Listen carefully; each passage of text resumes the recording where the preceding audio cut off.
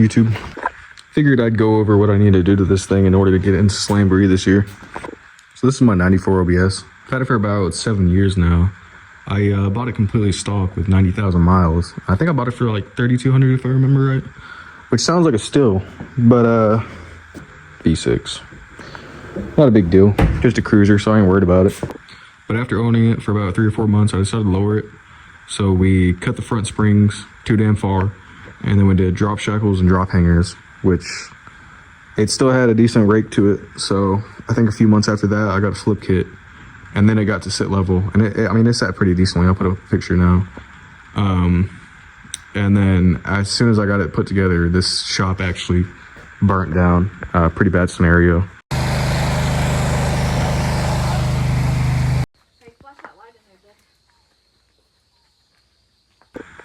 And then I drove it for about a year, and then I decided it wasn't very good on gas, and then it rode like shit because it cut springs and, you know, yada yada. So I decided to get a gas saver, and I put this thing away in storage for a bit, and then I got it back out, I want to say 4 years ago, 3 years ago, something like that. And then we started working on it. And when I say we, I'm talking about me and my dad. I literally could not have done this without him. He's the one that gave me all the knowledge and showed me how to do everything, really. And while we're on the topic, this is my dad's 95 Impala he just juiced. Let me open the trunk to show you guys the setup.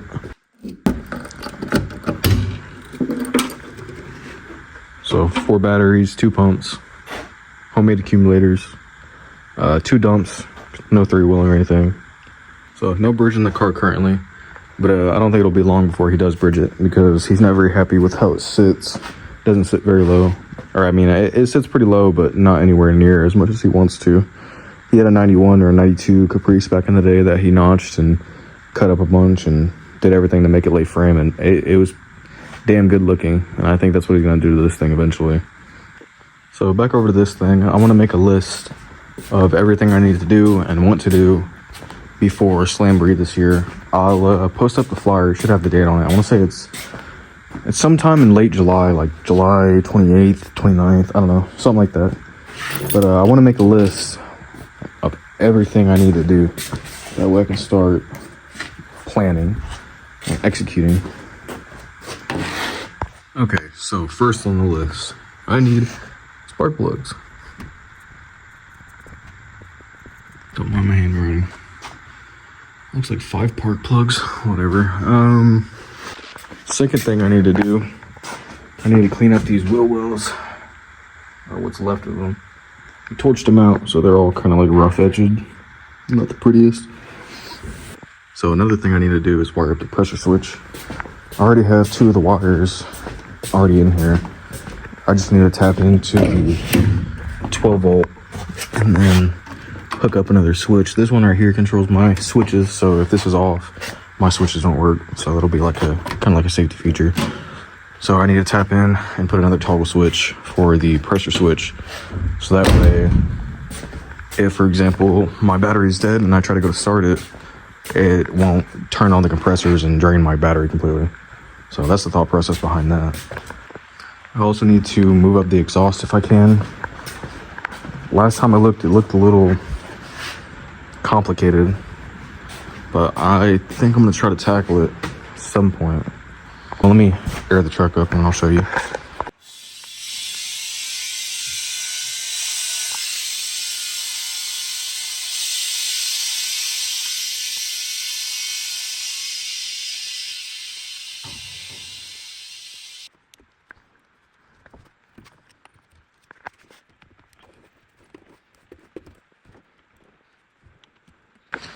Alright, so I got that all hooked up. I still need to put this top plate in.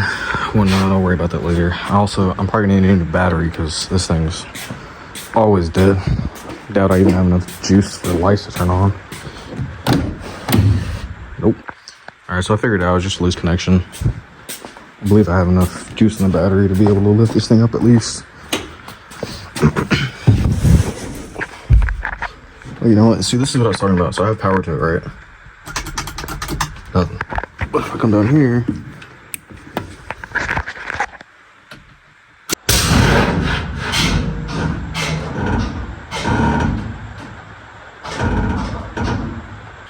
so now I can get a look under here.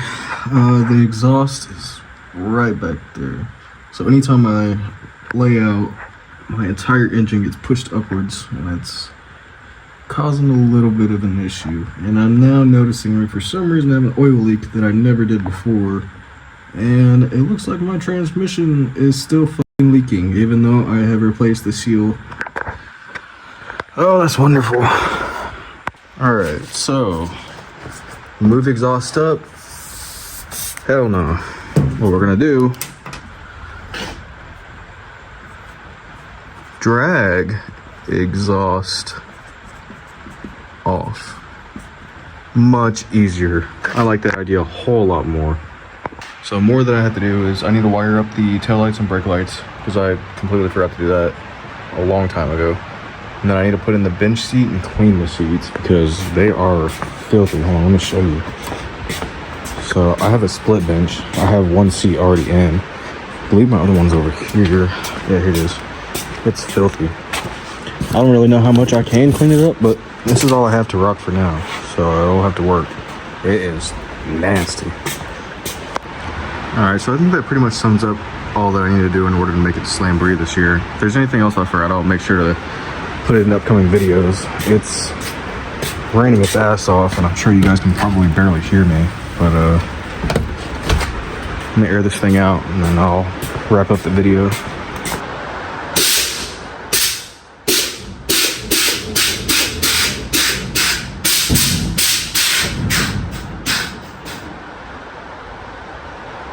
So before I end the video off, I figured I'd go over the setup back here. So I'm running 1/2 inch ups to the front. Everything else is 3/8. These are SMC valves. I'm running two 444C bi-air compressors on this massive tank, which might be an issue. I want to say this tank is either 15 or 20 gallons. It's a Hoosier tank. It's only rated for 150. I'm going to put 200 PSI to it. Call it a day. I think it'll be fine. Everybody else seems to do it, so we'll see.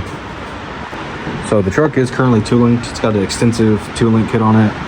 Everybody knows that 2-links obviously aren't the best. There's no flex, no articulation, fixed pinion angle. The list goes on. My dad got me this kit. He got me a kit with like bags included, everything that I needed in order to pretty much bag this thing. But unfortunately, it perished in the fire that we had years ago. But you know what made it out alive? These 2-links. So I cleaned them up and now we're using them. I haven't really been able to drive it on like the road. I've been able to move it around here, which it gets stuck on the gravel already. So I can already tell it's probably going to be an issue. We'll see how long I keep it. I plan to go 4-link otherwise. And I'd love to keep the bags where they are because I love the amount of lift I get in the rear. If I go over axle, I'm nowhere near as much lift. So we'll just have to see. I'm not sure yet. Alright, so I just had to add another thing. I need to polish these center lines up. I love these wheels, but they are dirty currently.